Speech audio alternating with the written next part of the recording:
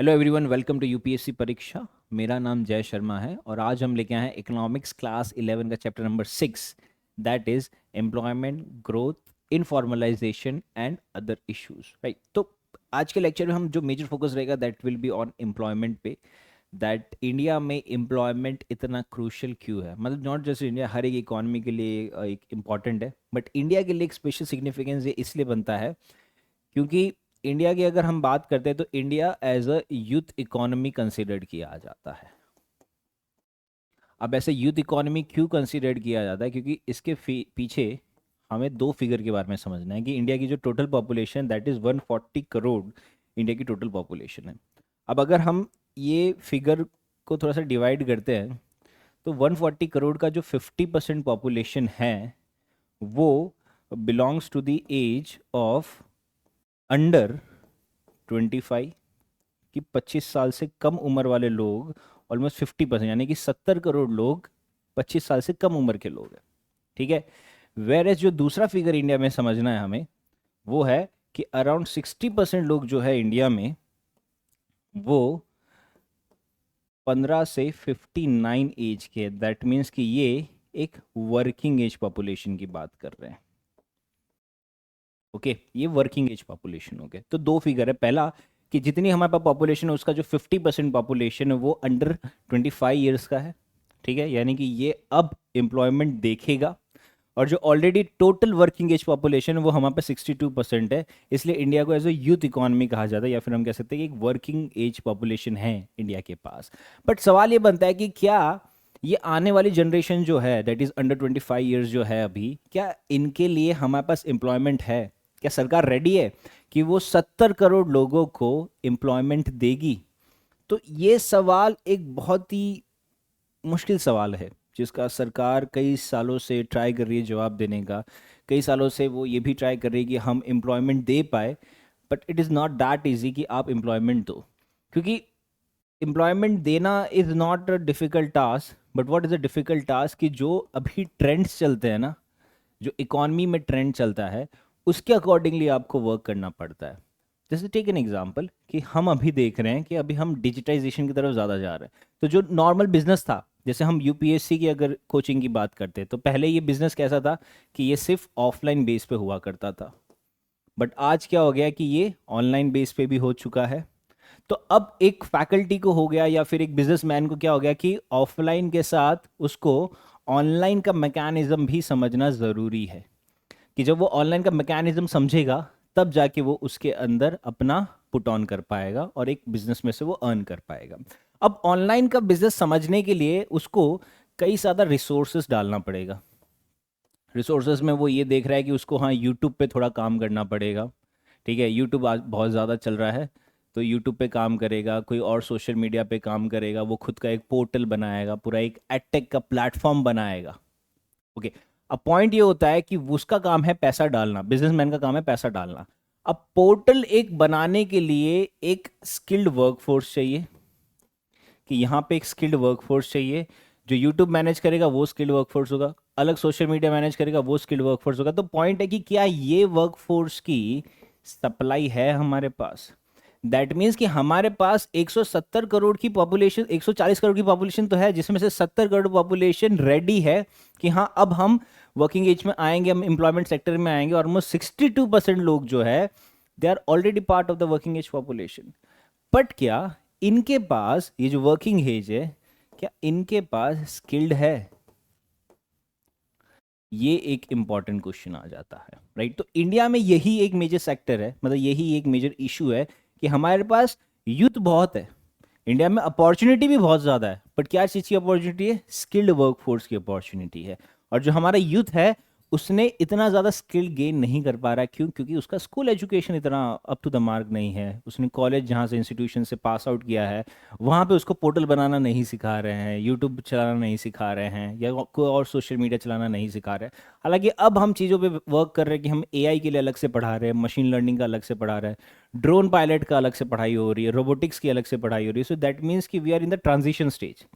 ये ट्रांजिशन से ओवरकम करने के लिए या ये ट्रांजिशन में हम एम्प्लॉयमेंट जनरेट कराने के लिए इट विल टेक टाइम। तो टिल देन क्या होता है कि एक यूथ के पास जब वो वर्किंग एज में आता है, मतलब वो जब एक वर्किंग एज में आ गया तो उसके पास ऑप्शन होता है कि अगर उसने अपना स्किल्ड है उसके पास तो उसको तुरंत जॉब मिल जाएगी, बट अगर उसको स्किल नहीं है तो उसको जॉब नहीं मिलती है। तो उसके बाद दो ऑप्शन बचता है। सबसे पहला ऑप्शन वो होता है कि ये युद्ध कॉम्पिटिटिव एग्जामिनेशंस के लिए प्रिपेयर करता है, ठीक है। अगर कॉम्पिटिटिव एग्जामिनेशन उसको सक्सेस मिल गई तो वो एक ऑफिसर बन जाएगा। अगर उसको सक्सेस नहीं मिलती है तो फिर वो या तो जॉब करेगा या फिर वो खुद का एक बिजनेस सेटअप करेगा। मेजरली बिजनेस की तरफ जाते हैं लोग, ओके, अगर कॉम्पिटिटिव एग्जामिनेशन में सक्सेस नहीं मिलती, क्योंकि जॉब तो है ही नहीं, ऑलरेडी जॉब है नहीं, तभी तो वो कॉम्पिटिटिव एग्जामिनेशन के लिए आया एंड देन वो फिर बिजनेस सेटअप कर लेगा। तो द पॉइंट इज कि युद्ध में जो डायनामिक्स है एम्प्लॉयमेंट का वो चेंज हो रहा है with the change in the economic trend in India. तो सवाल ये बनता है कि क्या सरकार रेडी है कि जिस तरीके से इकोनॉमिक ट्रेंड चेंज हो रहा है, इवोल्यूशन हो रहा है, क्या हम हमारे युद्ध का या वर्कफोर्स का स्किल्ड भी इवॉल्व कर पा रहे हैं ताकि वो मैच हो सके। If you talk about in the real sense तो वो एक्चुअली नहीं हो पा रहा है। It will take a lot of time, right, क्योंकि किसी को स्किल सिखाने में टाइम लगता है, राइट। सो यही सारी चीज़ें हम समझेंगे कि एम्प्लॉयमेंट ग्रोथ को कैसे इम्पैक्ट करता है, इनफॉर्मलाइजेशन क्या होता है और अदर टाइप के इश्यूज क्या रहते हैं, right. So let's start with an introduction जहाँ पे हमने बेसिक चीज़ समझते हैं कि employment is very much essential, कि वो एक इकोनॉमिक स्टेबिलिटी को मेंटेन करता है, राइट, पर्सनल डेवलपमेंट लाता है और सोसाइटल का वेलबींग होता है। कैसे होता है? जैसे कि अगर मैं काम कर रहा हूँ, जैसे हमने पहले चीज़ डिस्कस करी थी कि अगर मैं काम कर रहा हूँ, मैं जॉब कर रहा हूँ, तो मैं क्या करूँगा, मैं पैसा कमाऊंगा। मैं पैसा कमाऊंगा तो क्या होगा, मेरा परचेजिंग पावर बढ़ेगा। मेरा परचेजिंग पावर बढ़ेगा तो दैट मीन्स कि मेरा डिमांड बढ़ेगी, तो मैं पर्सनल डेवलपमेंट कर पाऊंगा, मैं मेरी खुद की डेवलपमेंट कर पाऊंगा, मैं मेरी नीड्स फुलफिल कर पाऊंगा, मैं मेरी वांट्स फुलफिल कर पाऊंगा, तो मेरा पर्सनैलिटी में एक डेवलपमेंट आएगा। तो जब मैं डिमांड करूंगा ये सारी चीज़ों की, तो ये सारी चीज़ों की सप्लाई बढ़ानी पड़ेगी इकॉनमी में। तो या तो वो इकॉनमी इंपोर्ट करेगी या फिर वो खुद से प्रोड्यूस करने लगेगी। तो जब वो खुद से प्रोड्यूस करेगी तब इंडिया में जीडीपी ग्रोथ होगा। अब जीडीपी जितना ज़्यादा ग्रोथ होगा उतना ज़्यादा नेशनल इनकम ग्रोथ होगा। तो हम ये कह सकते हैं कि जितना ज़्यादा वर्क कल्चर बढ़ेगा इंडिया में उतना ज़्यादा इकॉनमी और ज़्यादा स्टेबल होगी और वहाँ पे नेशनल इनकम और ज़्यादा बढ़ती जाएगी, राइट। इनफैक्ट कोविड-19 के टाइम पे भी ये चीज़ हमने ऑब्जर्व करी थी कि पहले कई सारे लोग ऐसा था कि ऑफलाइन का ही सिस्टम हुआ करता था कि सब ऑफिस जाके ही काम करते थे। फिर slowly and gradually work from home का कल्चर स्टार्ट हुआ जब कोविड-19 में ऑफिसेज बंद हो गए। तो जब पेंडेमिक आया, बंद हो गए, तो लोग रिमोट एरिया पे जॉब करने लग गए, यानी कि घर बैठे बैठे जॉब करने लग गए। तो दैट मीन्स ये भी बता रहा है कि हम वर्क फोर्स में इकोनॉमिक स्टेबिलिटी लाते हैं, हम नेशनल इनकम भी इंक्रीज होता है, प्लस हम एडेप्टेबिलिटी भी रहती है, ओके। तो इंडिया में देखा जाए तो टोटल जो वर्क फोर्स है वो अराउंड 500 मिलियन का वर्क फोर्स है। 2023 में जो फिगर आया था 500 मिलियन का वर्क फोर्स है, बट ये वर्क फोर्स के पास जॉब नहीं है। तो ये एक बहुत बड़ा इकोनॉमिक चैलेंज है हमारे लिए, ओके। तो इसको अगर हम और बेटर तरीके से समझते हैं, ऐसे हम वन बाय वन ये चीज़ को ब्रेक डाउन करेंगे, तो सबसे पहले आ जाता है कि हम वर्कर और एम्प्लॉयमेंट को डिफाइन कैसे करते हैं। तो एम्प्लॉयमेंट वो होती है जो आपको एक इकोनॉमिक एक्टिविटी में इंगेज करती है। अब वो इकोनॉमिक एक्टिविटी या तो प्राइमरी सेक्टर में होगी या सेकेंडरी सेक्टर में होगी या टर्शरी सेक्टर में होगी। दैट मीन्स कि आप एग्रीकल्चर कर रहे हो, आप मैन्युफैक्चरिंग कर रहे हो या आप सर्विस सेक्टर में कर रहे हो। तो दैट मीन्स ये सारा क्या है, ये इकोनॉमिक एक्टिविटीज़ है। और अगर आप इसके अंदर एम्प्लॉयड हो तो दैट मीन्स कि आप एक एम्प्लॉयमेंट का पार्ट हो, ओके। सो दैट मीन्स आप इकोनॉमिक एक्टिविटी जनरेट कर रहे हो, क्योंकि आपकी इकोनॉमिक एक्टिविटी से क्या हो रहा है कि ग्रॉस नेशनल प्रोडक्ट बढ़ रहा है। अब आप तीन तरीके से एम्प्लॉयमेंट रहती है। पहली एम्प्लॉयमेंट होती है कि सेल्फ एम्प्लॉयमेंट, दैट मीन्स कि मेरा खुद का बिजनेस है तो मैं एम्प्लॉयड रह चुका हूं। सेकंड रहता है कैजुअल लेबर या casual veg labour, that means कि आपने विदाउट एनी फॉर्मल कॉन्ट्रैक्ट एक टेम्पररी तरीके से काम करते हो। और तीसरा आ जाता है रेगुलर एम्प्लॉयमेंट, दैट मीन्स कि आपकी जो जॉब है वो काफ़ी ज़्यादा स्टेबल है और आप एक फॉर्मल कॉन्ट्रैक्ट का पार्ट बना हुआ है। तो अगर इंडिया का हम फिगर देखते हैं तो ऑलमोस्ट 52% ऑफ इंडियाज वर्कफोर्स जो है वो सेल्फ एम्प्लॉयमेंट की तरफ जा रही है। दैट मीन्स कि स्टार्टअप कल्चर इंडिया में काफ़ी ज़्यादा इंक्रीज हो रहा है। सब अपना अपना बिजनेस स्टार्ट करने के लिए आ रहे हैं क्योंकि India is moving towards capitalism, right. That is the main scenario. Whereas अगर हम वर्कर पार्टिसिपेशन समझते हैं इंडिया में, तो जो वर्कर पॉपुलेशन रेशियो है ये वो रेशियो होता है जो इंडिकेट करता है the proportion of population contributing to the production, कि कितनी पॉपुलेशन है इंडिया में और वो प्रोडक्शन में कितना ज़्यादा कंट्रीब्यूट कर रही है। तो इंडिया में ये जो रेशियो आ जाता है that is approximately 35%। Okay, whereas India में जेंडर डिस्पैरिटी का भी एक रोल रहता है कि जो वुमेन पार्टिसिपेशन है वो अभी भी लो ही है। बट अगर रूरल और अर्बन एरिया को कंपेयर करें तो रूरल एरिया में वुमेन पार्टिसिपेशन ज़्यादा, because they are involve in farming activities, where is in urban area में जो वुमेन पार्टिसिपेशन वो कम है, because women are much more dependent on their husbands और फादर। तो they are mere housewife, कि housewife ज़्यादा है अर्बन एरिया में। तो फिगर देखते हैं कि 16% ऑफ अर्बन वुमेन जो है वो इंगेज है इकोनॉमिक एक्टिविटी में, वेर एज रूरल एरिया में 18% ऑफ वुमेन है जो इंगेज है इकोनॉमिक एक्टिविटी में। तो ये एक सिनेरियो रहता है। वेर एज अगर हम एम्प्लॉयमेंट टाइप और स्टेटस समझते हैं तो इंडिया में 3 तरीके के एम्प्लॉयमेंट टाइप होता है, जैसे हमने देखा self employment 52%, regular salaried employment 22% और जो कैजुअल वेज लेबर है वो 26% है। तो इंडिया में जो मेजॉरिटी ऑफ द वर्कर है रूरल एरिया में वो सेल्फ एम्प्लॉयड है, कि यहाँ पे जो रूरल एरिया में मेजॉरिटी ऑफ द एम्प्लॉय है वो सेल्फ एम्प्लॉयड है, मेजॉरिटी ऑफ द वर्कर्स है वो सेल्फ एम्प्लॉयड है। वेर एज अर्बन एरिया में जो मेजॉरिटी ऑफ द वर्कर है वो रेगुलर सैलरीड एम्प्लॉयड है। सो दैट मीन्स कि ये चीज़ क्या दर्शा रही है कि अर्बन एरिया में लोग सेल्फ एम्प्लॉयमेंट पे ज़्यादा बिलीव करते हैं। सेवरल रीजंस है कि रूरल एरिया में सेल्फ एम्प्लॉयमेंट पे ज़्यादा बिलीव करते हैं, सेवरल रीजंस है। द फोरमोस्ट रीज़न ये है कि रूरल एरिया में एम्प्लॉयमेंट नहीं है, तो जब एम्प्लॉयमेंट नहीं है तो आपको सेल्फ एम्प्लॉयमेंट पे ज़्यादा फोकस करते हैं। वेरएज अर्बन एरिया में एम्प्लॉयमेंट है, तो जब एम्प्लॉयमेंट है तो फिर आप सेल्फ एम्प्लॉयमेंट पे इतना ज़्यादा नहीं जाते हो। आपको ऐसा है कि मेरे को एक फिक्स सैलरी चाहिए and I will be happy with that. Whereas कुछ होते हैं कि नहीं, मेरे को किसी के अंडर काम नहीं करना है, मेरे को खुद का ही सेटअप करना है, मेरे को खुद ही सब जो करना है, तो ये भी एक वेरी करता है, राइट। वेरएज अगर हम आगे बढ़ते हैं तो आगे जो चीज़ मेजर इंपॉर्टेंट आ जाती है that is the informalisation of employment. Now informalisation एक बहुत बड़ा इशू है। इसका डेफिनेशन क्या है कि इनफॉर्मलाइजेशन ऑफ एम्प्लॉयमेंट का मतलब क्या है कि आप जो एम्प्लॉयमेंट है वो कैजुअल है और वो अनरेगुलेटेड है। तो जब ये चीज हो रही है दैट मीन्स आप एक इनफॉर्मल सेक्टर का पार्ट हो। अब इनफॉर्मलाइजेशन हो रहा है दैट मीन्स कि जो कैजुअल और एक अनरेगुलेटेड वर्क है वो और भी ज्यादा इंक्रीज हो रहा है। So the increasing trend of casual and unregulated work is known as informalisation of workforce. अब इंडिया में ये बहुत बड़ा इशू है दैट इज द इनफॉर्मलाइजेशन, कि जो एम्प्लॉयमेंट, एक तो ऑलरेडी इंडिया में एम्प्लॉयमेंट है कम, ठीक है। अब जब एम्प्लॉयमेंट कम है और वहां पे कुछ लोग अगर एम्प्लॉयड भी है तो वो इनफॉर्मल सेक्टर का ज्यादा पार्ट बनते हैं। ओके, अब इनफॉर्मल सेक्टर में जैसे हम देखते हैं कि इंडिया में जो टोटल वर्कफोर्स है वो 94% of the workforce informal sector में काम कर रही है। सो दैट मीन्स कि इन लोगों के पास ना ही जॉब सिक्योरिटी है, ना ही बेनिफिट है और ना ही रेगुलर इनकम है। तो they are part of the gig economy. Gig economy में क्या होता है कि उबर और जोमेटो के जो रहते हैं उनके पास इनफॉर्मल वर्क का पार्ट है, फ्लेक्सिबल आवर्स है, बट वहां पे कोई भी जॉब सिक्योरिटी नहीं है और ना ही कोई टाइप का बेनिफिट है। So that is what, that is the informalisation of employment. और हम देख रहे हैं कि ये बढ़ता जा रहा है, कि आप देख रहे हो कि सिर्फ 6% of the workforce formal employment का पार्ट है और 94% of the workforce informal employment का पार्ट है। So that is a serious concern कि ये वर्कफोर्स जो हमारे देश का भविष्य है वो उसके पास जॉब सिक्योरिटी नहीं है, सोशल सिक्योरिटी नहीं है, कोई टाइप का बेनिफिट नहीं है, इनफैक्ट रेगुलर इनकम भी नहीं है।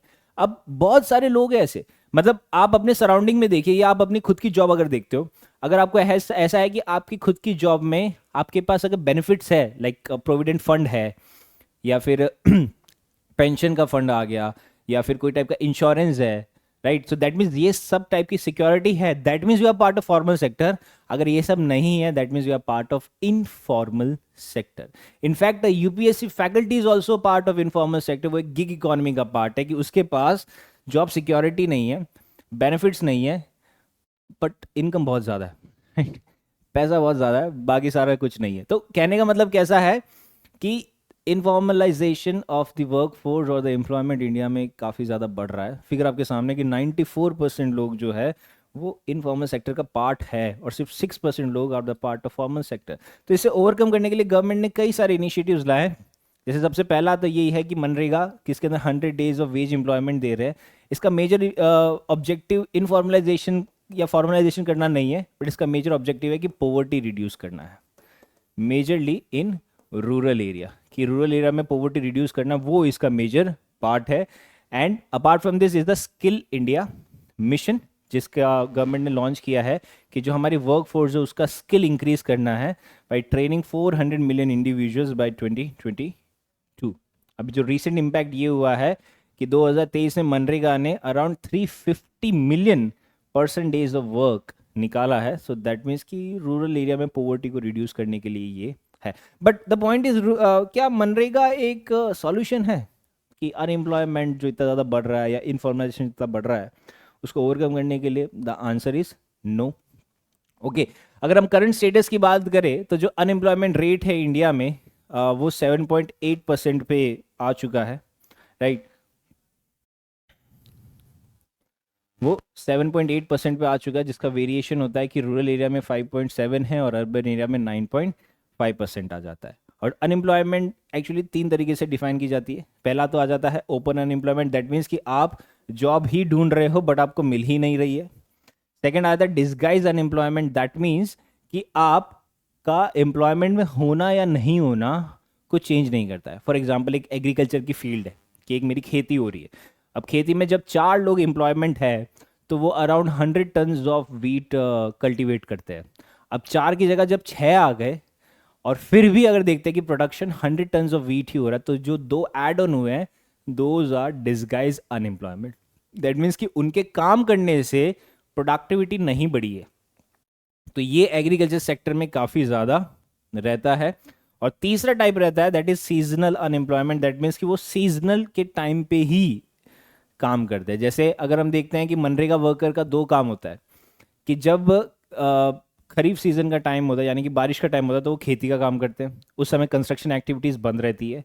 एंड जब वो ख़त्म हो जाता है तो फिर वो कंस्ट्रक्शन एक्टिविटीज़ पे चले जाते हैं। तो दैट मीन्स ये क्या है, एक सीजनल अनएम्प्लॉयमेंट रहती है कि वो सीजनली एम्प्लॉयड है। ये सिर्फ एग्रीकल्चर सेक्टर से नहीं, ये इनफैक्ट कई सारी जगहों से रिलेट कर सकते हैं कि जो फेस्टिव सीजन आता है तो बहुत लोगों का बिजनेस चलता है। जैसे काइट फेस्टिवल है तो वो काइट वाले का बिजनेस चलेगा बट एक सीजनली चलेगा, राइट। फायर क्रैकर वाले का चलेगा ड्यूरिंग द दिवाली फेस्टिवल, या कोई और टाइप का होगा तो वो सीजनल रहेगा। दैट मीन्स कि वो सीजनल ही काम कर रहा है, बाकी वो काम नहीं कर पा रहा है। So that is the point कि वो सीजनली अनएम्प्लॉयमेंट काफ़ी है इंडिया में। ओके, तो अगर हम चैलेंजेस देखते हैं और जो ट्रेंड्स है हमारे एम्प्लॉयमेंट में, तो उसमें ये देख रहे हैं कि इंडिया में हम बोल रहे हैं कि हमारा जीडीपी बढ़ रहा है। जीडीपी कितना बढ़ रहा है कि हम 5th लार्जेस्ट इकोनॉमी बन चुके हैं। ओके, लेकिन हमारा जॉब नहीं बन रहा। तो ये क्या है, ये एक जॉबलेस ग्रोथ का पार्ट है जहाँ पे कोई भी प्रोपोर्शनल इंक्रीज नहीं है एम्प्लॉयमेंट अपॉर्चुनिटीज़ में, कि आप जीडीपी बढ़ा रहे हो बट आप एम्प्लॉयमेंट नहीं बढ़ रहे। So this is a jobless growth बढ़ रहे हैं। इसके अलावा कैजुअलिटीज लेबर में बढ़ती जा रही है, स्टेबल जॉब्स रिप्लेस कर रहे हैं विद द टेम्पररी और द इनफॉर्मल रोल्स। तो ये बहुत बड़ा इशू कि अगर आपके पास स्टेबल जॉब नहीं है दैट मीन्स आपके पास फाइनेंशियल सिक्योरिटी नहीं है। जब आपके पास फाइनेंशियल सिक्योरिटी नहीं है तो आप प्रोफेशनली खुश नहीं हो, तो आप पर्सनली भी खुश नहीं रहोगे। और जब आप पर्सनली खुश नहीं रहोगे तो जो आपका सोशल सर्कल है वो भी आपका अच्छा नहीं बनेगा। तो देयर आर चांसेस कि आप एक गलत संगत में जाओ, you may go for illegal activities, you may go for consuming intoxicants, right. एक गलत आदत डाल लो, एक गलत हैबिट डालो। वाई? बिकॉज आपके पास फाइनेंशियल सिक्योरिटी नहीं है, यू आर डिप्रेस्ड। तो जब डिप्रेस हो गए तो आप ये सारी चीज़ों की तरफ जाते हो। तो मतलब एक सोसाइटी के पॉइंट ऑफ व्यू से भी ये काफ़ी ज़्यादा एक बहुत बड़ा कंसर्न रहता है इंडिया में। इसका एक एग्जाम्पल आया था कि अहमदाबाद में जो टेक्सटाइल सेक्टर मिल्स है उसके अंदर डिक्लाइन हुआ। तो उससे क्या हुआ कि जो वर्कर्स है वो इनफॉर्मल एम्प्लॉयमेंट की तरफ ज़्यादा गए। अब जब आप इनफॉर्मल एम्प्लॉयमेंट की तरफ जाओगे तो आपकी वल्नरेबिलिटी और ज़्यादा इंक्रीज हो जाएगी, राइट। कि वेज कैजुअल वेज लेबर्स की वल्नरेबिलिटी और भी ज़्यादा बढ़ गई। So this is also a part of concern, right. तो अगर हम कंक्लूड करते हैं तो कंक्लूडन में मैं ये चीज़ कह सकता हूँ कि जो स्ट्रक्चर ऑफ एम्प्लॉयमेंट है इंडिया में वो इवॉल्व हो रहा है, काफ़ी तेज़ी से इवॉल्व हो रहा है। कि पहले हम ऐसा था कि ऑफिस में जाके काम करते थे, अब मेरा वर्क फ्रॉम होम पे मैं ज़्यादा शिफ्ट हो गए। तो ये चीज़ काफ़ी ज़्यादा हो गई है कि मेरे को ज़रूरत नहीं है कि वहाँ पे जाके काम करने की, राइट। तो ये इवॉल्व हो रहा है। तो क्या ये इवोल्यूशन से हम हमारा स्किल्ड वर्कफोर्स को भी इवॉल्व कर पा रहे हैं या नहीं? तो ये एक चैलेंज है। तो इस पे वर्क करने की ज़रूरत है। तो इस पे कैसे वर्क कर सकते हैं हम कि जो इनफॉर्मल वर्कर्स है उनको प्रोटेक्ट करने से, एंड सेकेंड चीज़ जो है स्किल डेवलपमेंट इनिशिएटिव्स को और ज़्यादा इंक्रीज करने से, ताकि हम हमारे वर्क फोर्स को प्रिपेयर करें कि जो भी हमारी इकोनॉमिक की डिमांड है वो उसको सेटिस्फाई कर पाए, राइट। सो ये एक मेजर कॉन्सेप्ट रहता है, right. So this was it from today's video. In the coming video will be covering more such kind of topics. Till then stay safe and study well. Thank you.